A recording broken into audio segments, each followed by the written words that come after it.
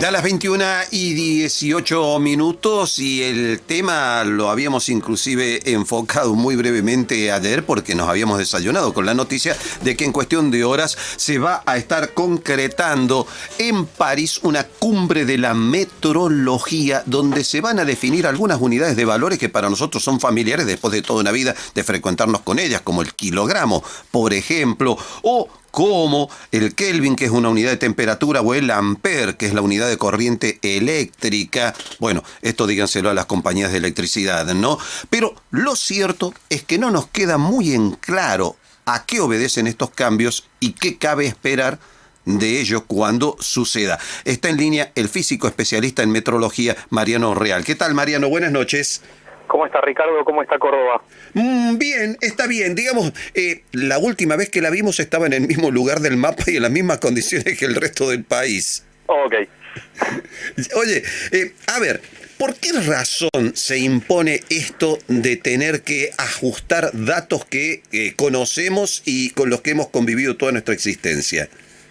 Bien, la cumbre que se va a dar es lo que van a firmar es una redefinición de las unidades. La idea en metrología, y hace años que se viene trabajando, es cambiar la definición que tienen las unidades de medida de hoy en día. Son 7, ahora voy a contarles un poquito más. Pero en la vida cotidiana, la búsqueda va a hacer que el impacto sea casi nulo, ¿sí? O sea, cuando nosotros vayamos a la verdulería o vayamos a comprar un kilo de carne, va a seguir siendo el mismo kilo de carne que nos vendían. Sin embargo, lo que va a cambiar es la forma en que la definimos, en que decimos cuánto es un kilo, cuánto es un ampere. La firma que se va a dar va a ser mañana en Francia. Lo que va a cambiar va a ser justamente esa definición. ¿Cómo decimos que todos estamos midiendo lo mismo? Ajá. ¿A partir de qué medimos lo mismo? Porque se supone que hay patrones, hay testigos de esto, ¿no es cierto? Del metro, del kilo, etcétera.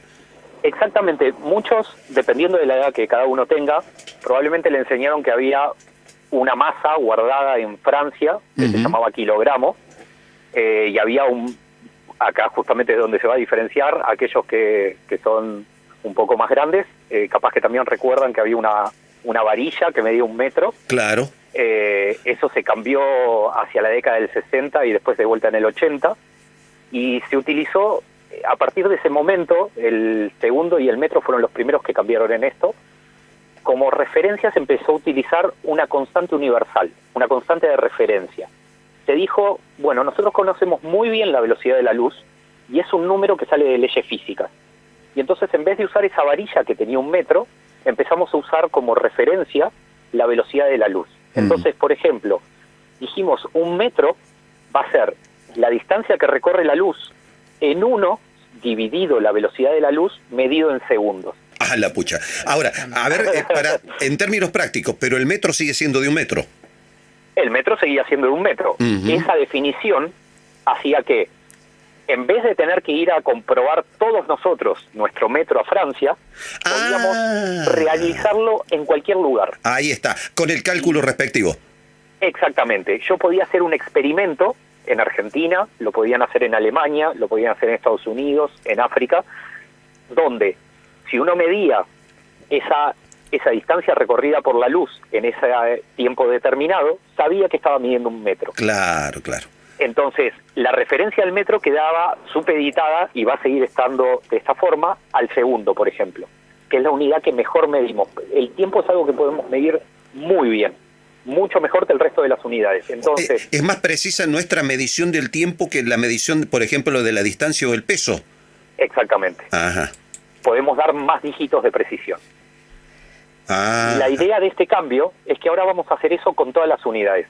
El problema que teníamos era, el kilogramo hoy sigue siendo una masa que se hizo allá al fin del 1800, en 1876, se hizo una gran varilla de platino iridio, se cortó en secciones iguales, y cada uno de esos cilindros pequeñitos pesaban 1 kilo y tenían una masa de 1 kilogramo. Ajá. Y el material más o menos inalterable. Más o menos inalterable. Vaya que era bueno, que lo hicieron en el 1870 y pico, y hasta el día de hoy seguía siendo lo mejor que teníamos, lo seguíamos usando. El problema es que uno dependía de eso por definición era 1 kilo. Entonces, si a alguien se le caía, por ejemplo, cuando lo medían cada 30 años, estábamos variando nuestra definición universal del kilo. Ajá. Y en Argentina, si uno quería decir, bueno, nosotros tenemos nuestro patrón nacional, si necesitábamos compararlo, y esto se hacía cada 10 años más o menos, había que mandarlo a Francia. Claro. En Francia lo comparábamos contra el patrón, o contra algún testigo de ese patrón. Sí, sí. Y tenía que volver hasta Argentina. Sí. Y lo mismo tenían que hacer todos los países. Ninguno podía librarse de eso, porque el kilogramo original está en Francia. Y ese, por definición, es el kilo, no varía. Y lo que veníamos viendo era que a medida que pasaba el tiempo, hay muchas de estas reproducciones de ese kilogramo, se llama el prototipo internacional del kilo, venían variando a lo largo del tiempo. Como es un objeto muy preciado y muy que hay que cuidar mucho, se lo midió a lo largo del tiempo cada 30 años. Oye, Mariano, donde más variaba en almacenes y verdulerías, ¿eh? En la verdulería no vamos a ver el cambio, esa es la idea. Y entonces lo que vimos a lo largo del tiempo fue que ese kilogramo variaba 50 microgramos en 100 años. Lo que veíamos en realidad era que nuestros patrones estaban variando respecto de ese kilo. Ese, por definición, es variación nula, cero. Pero empezó a sospechar la gente que tal vez lo que estaba cambiando era ese kilo que teníamos guardado también. Claro. Porque para poder medirlo hay que limpiarlo, hay que manipularlo y hay que ponerlo en una máquina. Tal vez se raya, tal vez se ensucia.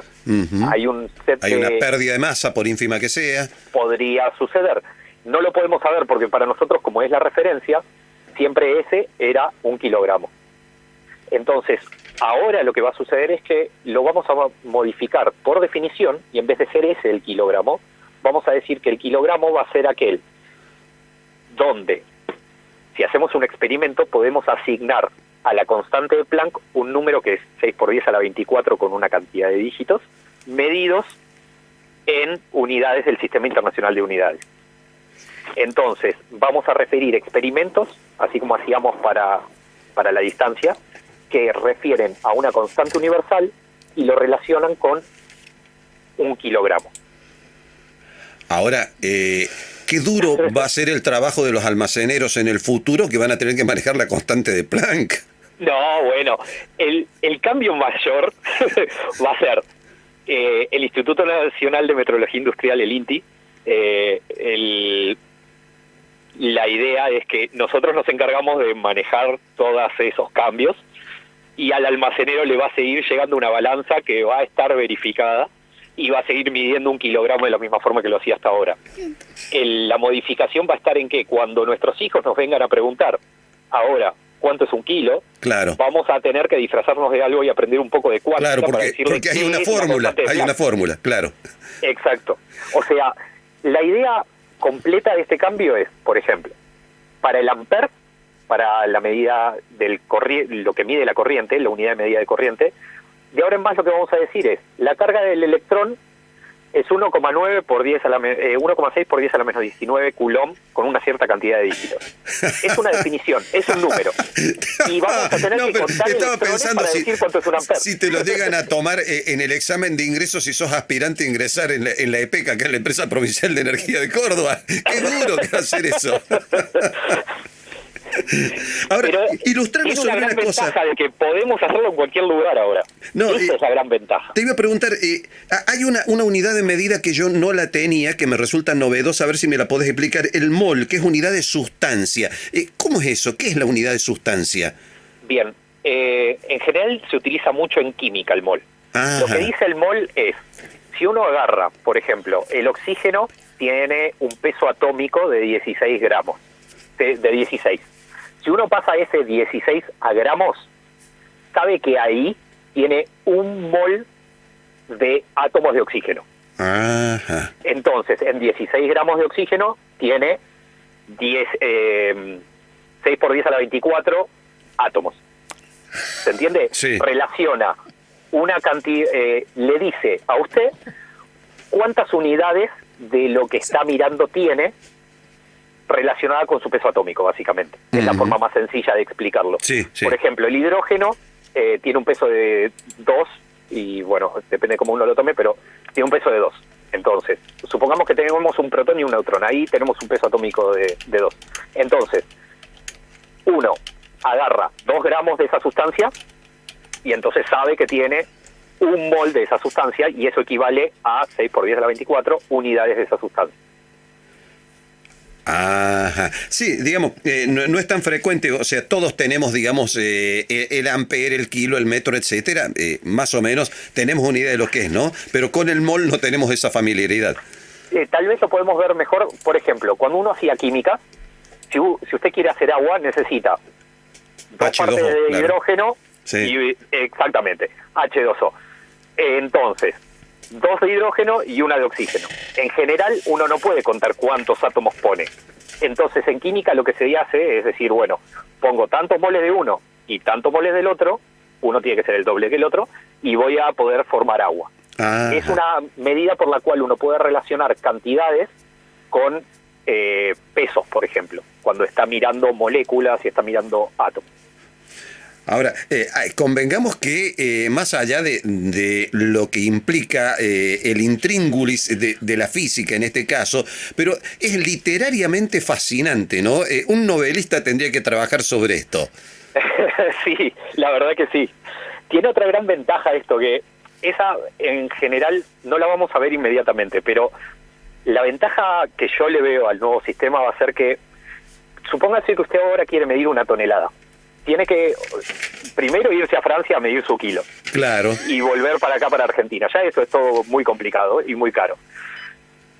Una vez que tiene el kilo, tiene que empezar a escalar ese kilogramo hasta llegar a 1 tonelada. Necesita una máquina que le compare 1 kilogramo, por ejemplo, con 10 kilos. Uh-huh. Después esos 10 kilos con 100.